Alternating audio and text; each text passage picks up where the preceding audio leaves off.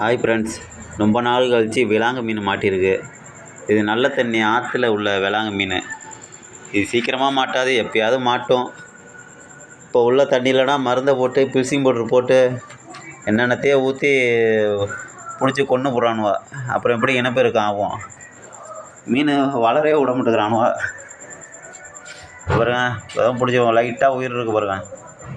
இது சீக்கிரமாக பிடிக்க முடியாது, போட்டு அழுத்தி போட்டு அடித்து பிடிச்சதுனால அரை உயிரில் இருக்குது. இப்போ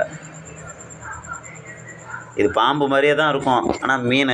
இது பாருங்கள், செகில்லாம் இருக்குது பாருங்கள் மேலே. பாம்புக்கு இந்த மாதிரி இருக்காது பாருங்கள். இந்த பாருங்கள், தெரியுதா? இந்த ரெக்கை இருக்கும், இந்த பாருங்கள், இந்த சைடில் காதுகிட்ட ரெக்கை இருக்குது பாருங்கள், இந்த சில்வாக்கிட்ட. அதனால் இது பாம்புன்னு நினச்சிட்டு இருப்பாங்க. பாம்புக்கு ஏது ரெக்கை பார்த்தீங்களா? இங்கே பாருங்கள், வாலில் பாருங்கள், வாலில் எப்படி பட்டையாக இருக்குது பாருங்கள். அந்த பாருங்கள், செயில் இருக்கா? அதுதான் இதை வச்சு தான் விலாங்கு மீன் கண்டுபிடிக்கும். பாம்பு மாதிரியே இருக்கும் மண்டையும். செகில்லாம் இருக்குது பாருங்கள், ரெக்கைலாம் அந்த சைடில் இந்த பாருங்கள், ரெக்கை இருக்குது பாருங்கள்.